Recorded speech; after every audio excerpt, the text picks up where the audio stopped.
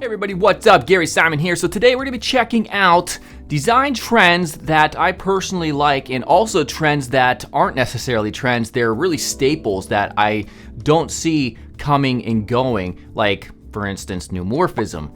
So these are just a personal list of the things that I really like in terms of colors, in terms of typography, and just all around UI design practices. And I'm going to be showing you a lot of examples, giving my thoughts, and as always, make sure to subscribe and let's get started. Before we begin, this video is sponsored by Linode. Now, as a front-end developer or a designer, you know that you need a personal portfolio. And if you use a website builder like Wix or Squarespace, they lack total customization and they lock you into using their platform.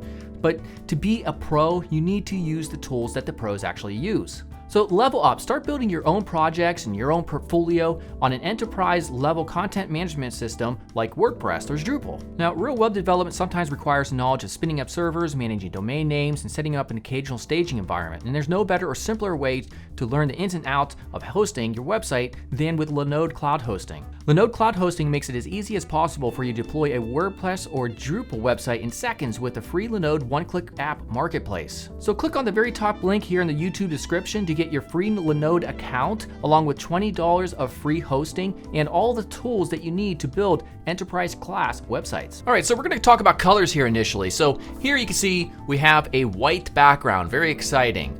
But what I personally like is when we transition to a slightly off-white, almost white background. And on top of that, we have a light or very white or completely white container of some sort. I personally love that. This also works in dark mode as well. And Facebook has a dark mode now that uses the same sort of approach. Discord right here. Another great example, this one actually isn't completely grayscale. There's a little bit of desaturated blue in there, but you can see in the different areas that structure the layout, like this column over here and this column over here and this area. They're all very low contrast in relation to one another, but they still do help define the various areas of the layout. And of course, this is a Facebook screenshot here of the new layout that they just released for me or whatever. And this is the white version. And you can see they do the same thing, except they do have a very subtle shadow on each of the elements, which I think works quite well. So I'm a big fan of that sort of thing. Next up is, this is the same idea. However, this is kind of reverse and it still works pretty well. This is a light background with the cards having just being slightly darker, just barely. And that works just as well, as you can see. Next up, color scheme. So anything pretty much always works with white, right? This blue here is a great example. You can even go off-white, like I showed you in the previous example, and then your containers or whatever could just be slightly lighter or darker, depending on the context. This is a good example of a real-life example here of this sort of color scheme working well. I personally really like it. And of course, it works well with any other primary color pretty much. All right, so next up, I also really like, personally, I like cream colors. So I'm talking like beige and whites. I don't know. I really like it, especially when you add in like the white here on top of this and use it as a background color. I don't know. I'm a sucker for it. Next up is photographs. So photographs that are, in particular, that are really meshed well and integrated well with the UI in some way, shape, or form. It really helps bring a element of realism and depth to the design. So here's another great example. I really like this. Here's another example with this guy right here. So they're basically just photographs with like transparent backgrounds. This has been something that's been around for a long time, and it just never goes out of style. Another practice here, really well designed illustrations. So this is kind of like a given. Illustrations that are worked within the UI are always great, as long as they're very good, relevant illustrations. I'm not talking about like just slapping on one of those templated like humans, for example, like just randomly slapping them in places. That looks really bad. But when you have really great illustrations that are relevant and well designed, they just really add so much to an otherwise potentially boring design. Another thing I really like is bold type. Bold type specifically in relation to headlines. It's what's really is going to be the first thing people see. I see a lot of new designers kind of get this wrong from time to time.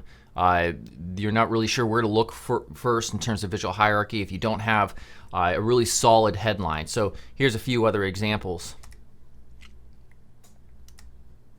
Now this one isn't bold, but it's large, so it still works quite well. Social intelligence. Also, font pairings. I really like sans serif with serif fonts, and in particular, like in these following cases, serif fonts for headlines working well with either serif as well, subheadlines, or sans serif.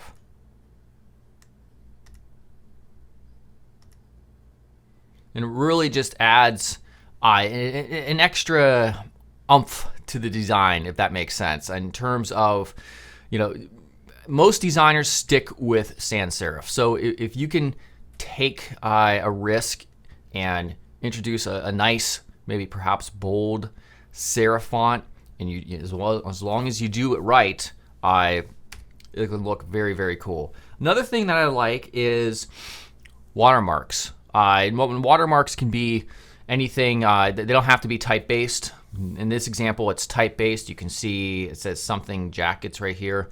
It just gives an extra texture, an extra sort of depth to the design, and I think they work very well. For example, here's Fortnite. This is a watermark, a vertical type layer. This is as well up here where it says enter.